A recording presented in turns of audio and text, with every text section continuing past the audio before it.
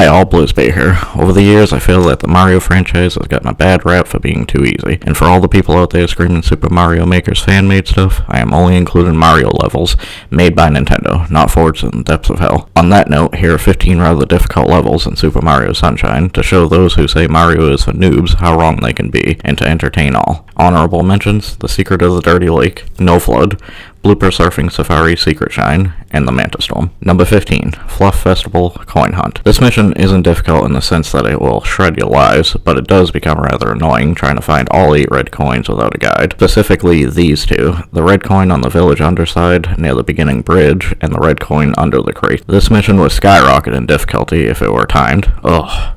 Mercifully, this isn't the case, and part of the reason why it lands at number 15. The other reason being not too many areas that could end your run here.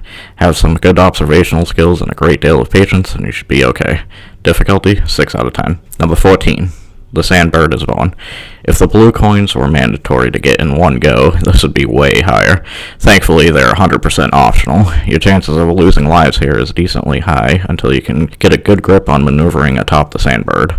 However, sometimes when the Sandbird turns, I begin sliding uncontrollably to Mario's demise. I'm not sure if that is a glitch or something, but it happens too often to me.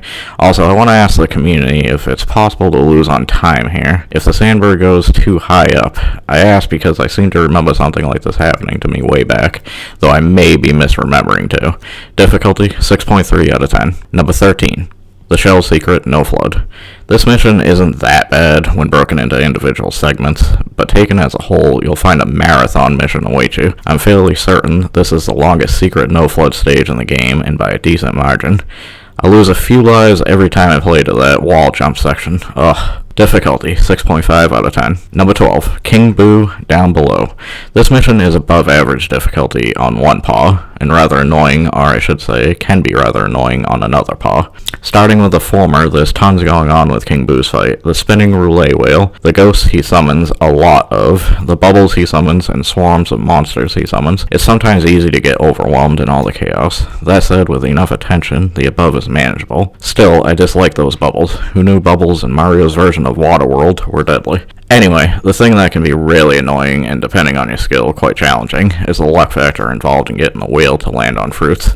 I've had fights wrap up in 4 to 5 spins before, and others where it took an excess of 10 spins. This is a mechanic that makes sense as you duke it out with King Boo in a casino, but it's also highly infuriating too, and frankly why King Boo makes it to the number 12 spot. Difficulty, 6.8 out of 10. Number 11, Mecha Bowser Appears. Oh, what's this? A new mission has opened, and it's a theme park? This will be easy and relaxing. Holy hell, Mecha Bowser keeps pruning me.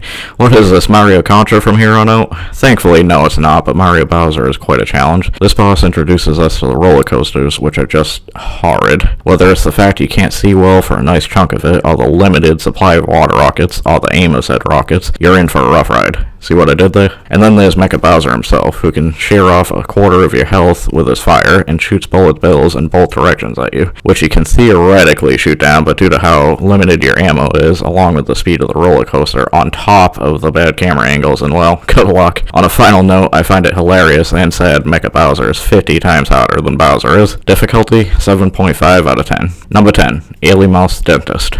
Mecha Bowser and Ailymouth are very close in difficulty. I found it difficult to rate who was hotter. Anyway, what makes this fight hard is the ridiculous water mechanics of that blasted helmet. Instead of swimming in water, it's like you're swimming through quicksand. If you added Bowser's weight to Mario's already heavy frame, they would still be faster than this. And yes, Mario's heavy. Petey Piranha was fine up on that windmill until Mario decided to jump atop it, cracking it like an egg. Difficulty, 7.5 out of 10. Number 9, the Goopy Inferno. I very much dislike the Pianta Village underside, and in this mission they really want you to go there. This is due to lava being just about everywhere. It's probably even in the crates. It's plenty possible to skip the underside altogether. However, whatever route you take has its challenges. Personally, I skipped the underside, sequence breaking the mission, making this tons easier for me anyhow, than the intended path would be. Ever since finding this out, I don't think this is even in the top 15. However, the game intends for you to take the underside path, and I am ranking that. Difficulty, 7.6 out of 10. Number 8. Red coins on the water. Blooper surfing. What should have been a nice relaxing mechanic was turned into a nightmare. Why, you ask? Because if you hit anything, and you will, you automatically die. Why not do something sensible by, say, temporarily falling off the blooper and losing some time? Or how about losing some health? Or both? Well, that's just a big nope, because sensibility was shot by the game developers, and for good measure set ablaze. The red coins themselves are somewhat a problem. The main issue is the shine sprite that appears above the pier after collecting all the red coins. You have to jump above the pier and hit the shine sprite while riding a blooper, but what usually happens is you land on another blooper and ride it back onto the course. Other fails come when you accidentally don't jump in time and smack straight into the pier, instantly dying. I can't tell you the amount of times I've had both of these happen to me. Jump on a blasted blooper again, then reach the pier a fourth time to head dive right into it. So annoying. Difficulty 7.8 out of 10. Number 7. The Yoshi Go Around Secret, No Flood. This one may be a surprise to some, seeing as it doesn't look like much, but this one is tough for me. It's tough because of two segments, the orange blocks and the Yoshi blocks. Let's talk about the orange blocks. There's only one here that gives me trouble, and that is the L pattern moving one. This is tricky as you have a small window of time to jump on it, then later off of it. In essence, you need to predict when the block stops to make these jumps. Now the Yoshi blocks. These things have stolen so many lives of mine. In fact, I feel the Yoshi blocks way more than the orange blocks. The thing that makes Yoshi blocks so difficult in this mission is the deceptive distances to get from one to another. I can't tell you how many fails I have had jumping from one block to the other, and barely missing the top, sliding down the block to oblivion, and thinking I should have clearly made that. Difficulty 7.9 out of 10. Number 6. The Hotel Lobby Secret, No Flood. Oh boy, this mission is hard. The falling sand stretch can be difficult, but by far the worst segments of this are the Cog and Sand Pyramid. Let's start off with the worst of these two, the Cog. It is ridiculously easy to slide off the Cog. It is also easy to perform a jump accidentally and plummet to Mario's demise. This winds up being a backflip for me as I frantically try to stay on top of the Cog. The transition from the Cog to the Sand Pyramid is terrifying. 1, it's easy to mistime your jump. 2, it's easy to panic and wait too long and just end up falling. 3, it's easy to panic after making it and running or jumping off. And 4, it's easy to panic after making it and, like a deer caught in headlights, freeze up long enough to let the sand fade away, causing you to fall. This also covered the Sand Pyramids, incidentally. Difficulty 8.4 out of 10. From here on out, things ramp up in difficulty significantly. From awful mechanics to brutal difficulty, or both, these missions will turn Mario into Yoshi's Island Mario. Number 5. The Watermelon Festival. Oh joy, another terrible game mechanic, the watermelons. The infuriating thing about these watermelons is their durability. They can and will be destroyed, and in some ridiculous ways. For example, if you hit the wall where the giant watermelon is, it can destroy it. There is no way I was able to discern when it would or wouldn't explode. If you position the watermelon between a pole and you, it can explode. Again, unpredictably. If it rolls down a hill too fast, it will explode. At least I think that's what causes it. It might be a Cataquack, though. Speaking of Cataquacks, they have an army in this mission spread out to annoy you immensely. If you can get past Cataquack Nation, you'll be met with two final obstacles. The zigzag pier and your desire to rush the last bit of this trying mission and put it behind you. Unfortunately, your haste makes waste because you need patience to push that watermelon to your goal. While it's unlikely you'll lose lives to this mission, you may lose a bit of your sanity each time you make it to the pier, only for the watermelon to roll off it and force you to start again. Difficulty 8.9 out of 10. Number 4.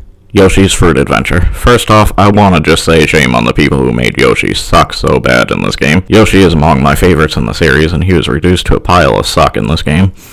Among the many atrocious design flaws of poor Yoshi is you have to hatch him with the correct fruit, which normally isn't too bad, but in this mission he seeks the stinky durian. This can only be acquired from the fruit towers, dispensers, or whatever they are. Anyway, it can take way too long to acquire the durian, and even if you do, if there are fruits below, which there likely will be, the durian has a tendency to bounce off these and land in the water. Ultra frustrating. So if you're playing, do your sanity a favor and clear the fruits. Oh, but the horror doesn't end there. Now you get to Juice. Let's go with Juice, the fish with Yoshi. This causes them to become temporary platforms that you can ride to get to metal platforms that decrease in size as you scale them. There's also a fairly obscure coconut that allows you to change the direction the fish go from horizontally to vertically, helping tons. If you make it to the final platform, which could take many Yoshi deaths, you can still mess this mission up. For example, you could jump off Yoshi near the edge of the platform and fall like I have, or you could accidentally press the wrong button on the side of the grate and launch yourself off the platform like I have, or you could have taken just long enough time to get up there, only to have Yoshi despawn, preventing you from juicing the lava like I have. Sigh. This mission. Difficulty 9 out of 10. Number 3, roller coaster balloons. The return of the roller coasters. You'd figure that having to face a boss whilst also dealing with the roller coaster's annoying mechanics would be harder than this mission, right? Wrong. Very wrong. I find this mission significantly more difficult than Mecha Bowser appears, and that made the top 15. You're tasked with popping 20 balloons before the roller coaster makes its third full pass, so it's timed. Yay! Not only are the balloons difficult to hit at times, but you're also practically required to line up your shot to hit multiple balloons per rocket. Both of these are tricky, and the horrible mechanics I listed earlier in the video compound this problem. To recap, limited rockets, aiming rockets is difficult, awkward camera angles, as well as not being able to see at times. This roller coaster belongs in Hell's theme park. Difficulty 9.5 out of 10. Number 2, Pachinko game. This mission tasks you with collecting 8 red coins scattered throughout a huge pachinko machine, and believe me, this is hard. Oh, and if you're doing this with a rocket nozzle, you've effectively ramped this already difficult mission to annoying levels, which is a headache-inducing blend of demonic and annoying packaged together. Best to do your sanity a favor and come in with a hover nozzle. So what makes this difficult? Let's start with the red coins. 3 of these are located above the super trampoline, and are more or less a non-issue. That leaves the other 5, and while they vary in difficulty quite a bit, but even the easier ones can be a real pain. The central coin is probably the easiest, followed by the upper left coin next. After this, things get way trickier with the upper right and lower left and right coins, all being supremely challenging. One of the problems with the last 5 coins is they have a small landing spot, and if you don't land in them, you're toast. Making matters worse here is the fact the landings are very easy to slip off of. These are a few of the problems the Pachinko machine has. Some other ones are its masses of glitches it has. For example, you can get stuck on the nails and blocks while hovering, then when your water runs out, you fall and die. Another example is I've fallen out of the back of the Pachinko machine as I was sliding to supposed safety. Once you have all the red coins, the shine mercilessly appears back in that death contraption, forcing you to go through it to collect the shine. Or, you could slip off the nails near the shine and fall to your doom like I have countless times. This mission makes me a sad panda. Difficulty 9.8 out of 10. Number 1, the lily pad minigame. So what could possibly be worse than the glitchy Pachinko machine? Unfortunately, this is. This mission tasks you with going through a river to collect 7 red coins on the water and an 8th on land. Sounds super simple? Except the river instantly KOs you if you touch it and you're left maneuvering a lily pad around, which is not easy at all. You could alternatively use the sides of the area to get the coins, but they are extremely narrow, making this method very dangerous as well. That said, I start with the lily pad and use the sides to gather the rest when I play.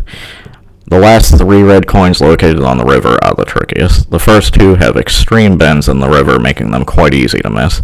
The last one is the worst, though. It's viciously located high above the river, forcing you to make a dangerous jump to acquire it. The 8th coin on land is easy, but one time I tragically back-jumped to get it and took a dip in the river. After the shine sprite appeared, to rub salt in my wounds, of course. Out of every mission available, I dread this the most every playthrough, as it has taken by far the most lives off me in this game. It is for this reason I have nicknamed it Death River.